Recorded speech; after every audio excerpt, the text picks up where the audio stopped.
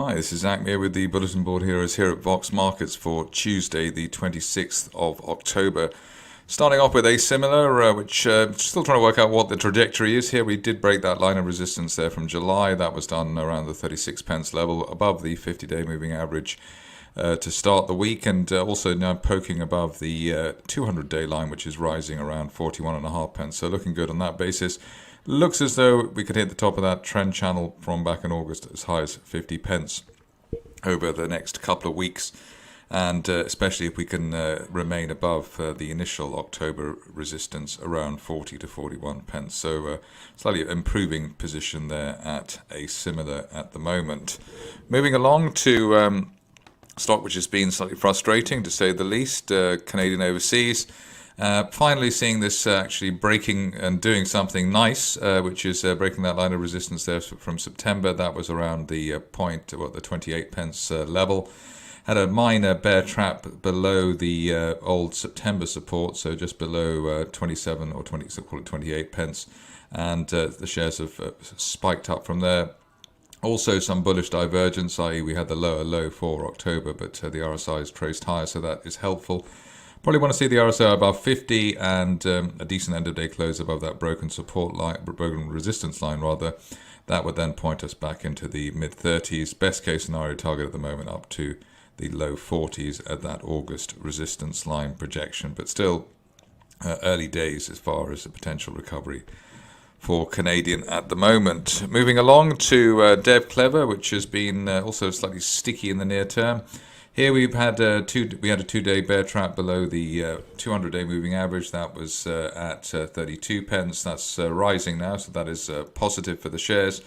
What we want to see, though, is a break of that major resistance line there from July, 37.5. If we can get that, then the shares would be hopefully finally on their way towards the destination we were looking at pre the October block at 40 pence, which is up to the mid to upper 50s, but still some work to do there for Canadian at the moment, even though we've had a bear trap from below that August support, which is a positive for the shares.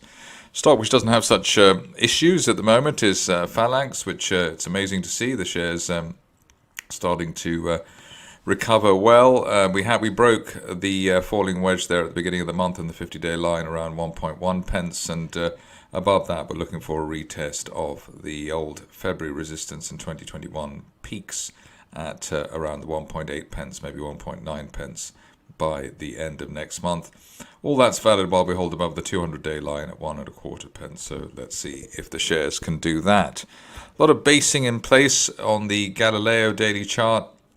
Here we're basically tracking sideways between a penny and 1.2 pence for most of the post-July period, but looks like the share is starting to get some traction here, helped along by a break of that the resistance line that I'm drawing at the moment. So let's say we've just broken that for today's price action of 1.3 and above 1.3, looking for at least a retest of the 1.5 pence plus area. Best case scenario target maybe by the end of the year or up to January. The top of that broadening triangle from February as high as 2.4 pence, but that's a long way away. The main thing here really is for the shares to break the 200-day line at 1.5 pence convincingly, and hopefully that would get some momentum for the stock. Ironveld, that was I think everyone's favourite fundamental situation last week, with the big player coming in at a penny when the shares were still well below that level. We've nearly hit that line of resistance that I had there from January up towards 1.45 pence. Maybe we'll do that by the end of the week, and that would be a decent result for the shares.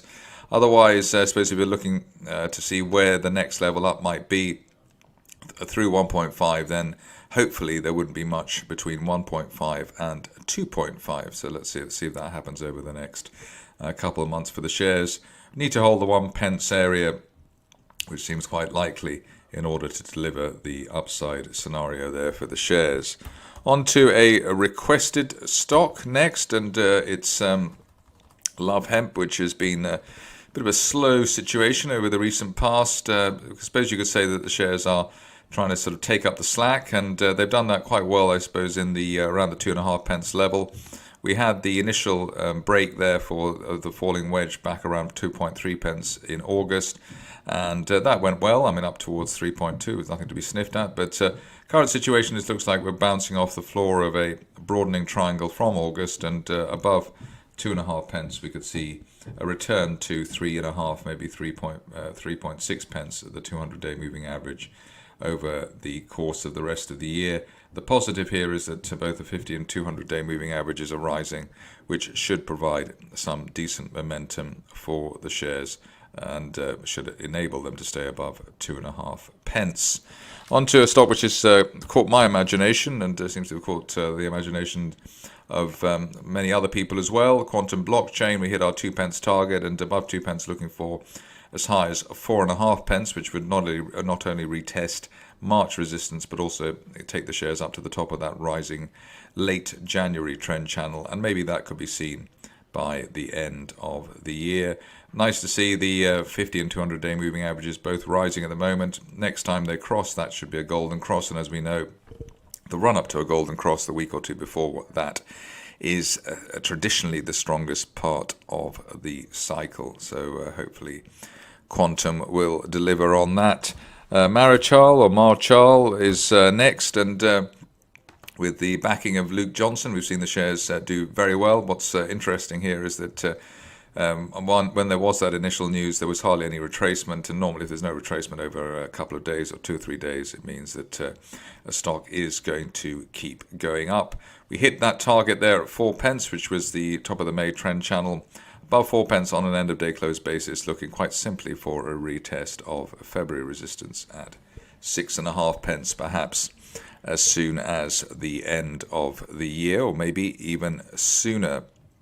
Moving along to another stock which is a bit of a punter's favourite at the moment, and we're probably waiting for fresh news because we tend to get it quite frequently from mobile streams. Here looks as though the shares are in a mid-move consolidation, and while they're above 0.5 pence, looking for them to hit as high as 0.9 pence at the top of that rising trend channel from back in July. Time frame on that as soon as the end of the year. Moving along to Mycelix, which has been an improving situation as well. That's been since the break of that resistance line there from June around the 37 pence level. The good thing here is that we're looking towards the run up to a golden cross here between the 50 and 200-day moving averages. They're both rising at the moment. That explains the quite sharp move higher for the shares, and that does suggest that we were allowed to be ambitious about what the upside here could be, up towards maybe 80 pence, which is the top of the rising trend channel that I'm drawing at the moment, and maybe that's a decent end of year target. But the real sizzle there, the run up to the golden cross, and in the wake of that June resistance line break. Just a couple of stocks to go now. One is Tech Capital, which has continued to re-rate, and I know it has its fans. Was enjoyable to see the gap through the 50-day moving average earlier this month. That should mean that 38 pence at the top of that rising trend channel from the summer of last year is pretty well nailed on. If you're a fan of the shares and looking for greater glory, I think we can start looking at that now, or looking for that. That would be up to 45 pence at that June resistance line projection. That might be seen even as soon as the end of next month. So looking pretty hot there at Tech Capital at the moment. Spent a lot of time trying to work out the charting position of Valerian blockchain a week or two ago.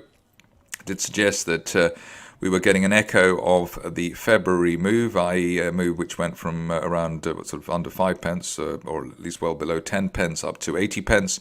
That was delivered on a break of the 50-day moving average then in the middle of February, and we had another one of those for October.